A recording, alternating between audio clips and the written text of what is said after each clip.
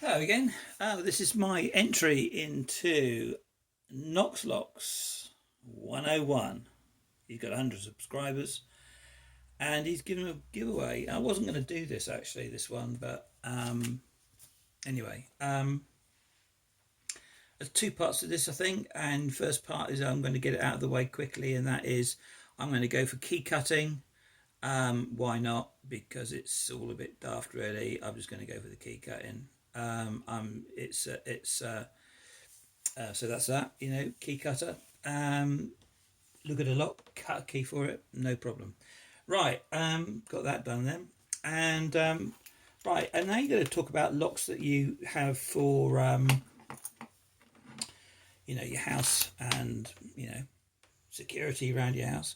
Now I've been interested in survival since 1963, and one of the reasons I got into this as a hobby, as it were, is because lockpicking is part of the sort of a set of survival skills. The biggest survival tool, the only tool that actually you need for survival, there's only one.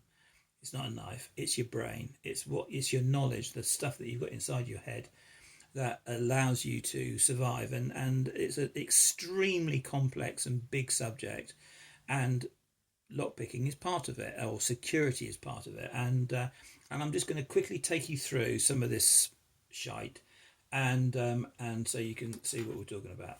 Now this is actually my bike lock. I've got two of these, and both of them go on my bike. So all it's doing is slowing down somebody who might want to cut this off and take my bike. My bike's not worth nicking. It's never been nicked, but it's a very tight thing here. It's a cheap one. Probably got it from Halfords or somewhere like that. And when you go into lockpicking, you're looking for locks, and I went to pick this lock, and I just I stuffed in. In fact, I stuffed in this one. This is the one I stuffed in, and it just opened straight away. I just put it in and it opened, and I was absolutely staggered how easy it was to open, and I didn't know what to do about it really. I thought I have to get some more. Anyway, what I did was I oiled it. I mean, I cleaned it out. I oiled the bejesus out of it, and now it's much more difficult to open. It really only rakes open for me. I can't single pin pink this very easily. I've tried it a few times, and it doesn't work. But it actually does rake open quite easily. But if you're having to rake open two, on a bike rack somewhere, you draw attention to yourself, don't you? So people tend not to do that. They cut them off. They might use one of these angle grinders that battery powered angle grinders. They'll go through that, no problem. Right. So this is a very typical lock that you'd have on the front of your house in England in the old days, and I've lived in a few flats in my time, in towns and cities, etc.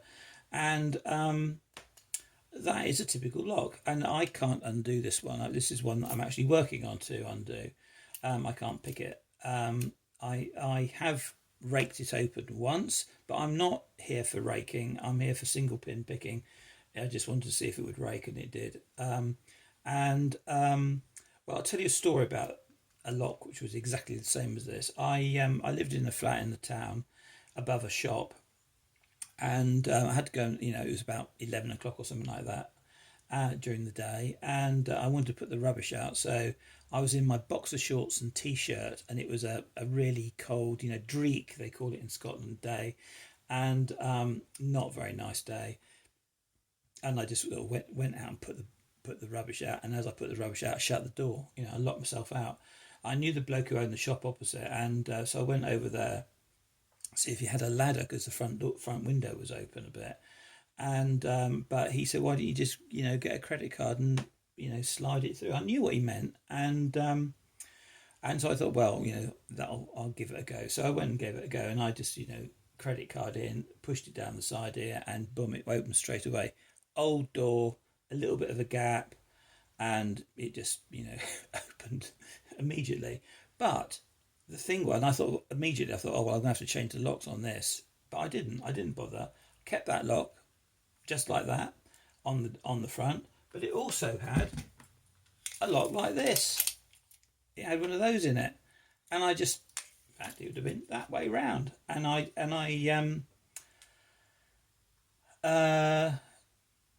what did I do?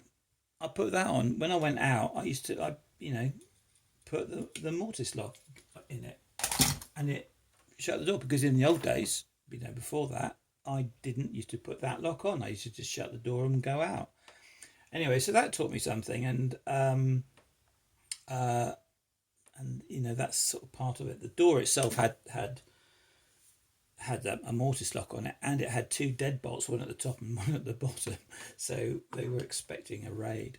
Anyway, this is a lock, and there's an example here of what not to do with locks. This is the lock that was on our shed, and it's been a bloody good lock actually. And the weird thing is that our shed door, this is unbelievable, shrank. So the fact the whole shed shrank really, but anyway, this door shrank a bit, and of course it meant that the catch, or the sort of the hasp, or whatever it's called, that this sits on, didn't shut properly. So I just took this off, and when I took up lock picking as a hobby, my son also did the same, and he raked the arse out of this, and so now it doesn't open. So I can't use this lock on our shed. We got a new shed, and so this is quite old. This is an old lock. Obviously, I've picked it open and on camera, and so there we go. Don't muck about with locks that are in operation. That's what that was, because that would have gone back on the shed. Actually, we got a new shed, so I've got a new lock, and my wife bought me this for Christmas, and it's just a cheap. It just says China written on it, and it's a Chinese disc-detainer lock, and but I thought, actually I've learned something about locks, and these locks are extremely good in the wet, and they're very good in the if it's wet and cold, they tend not to freeze up too much. They operate very easily, and they're pretty durable, and if any dirt or any stuff, because it's in the garden, it does get shite on it. And what's in our shed? Well, it's basically some garden tools and a lawnmower, and no one's going to steal that. Well, they might, but they can steal my lawnmower. Don't have to mow the bloody lawn then, do I? So there we go. That's it. Knox Locks at 101. That's taking you through my security. Security, as I say, is a massive issue. I don't know a lot about it. I'm definitely not a security expert, but one of the things I do know, that all your survival and security needs are in your head. And if you live in the countryside, sort of like I do, on the edge of the country, we don't get a lot of crime around where I am. If you live in a town, I have lived in towns, and obviously there's more crime. If you live in Paris, you've got some serious security on your door quite often. Whereas around here, you might just be worried about whether your tractor gets nicked or your fuel gets nicked or something like that. That's the sort of thing that gets stolen around here. Or your dog. Dogs get stolen around here. So there we go. Thank you very much. I haven't got a lock for my dog. I haven't got a dog. See you. Bye.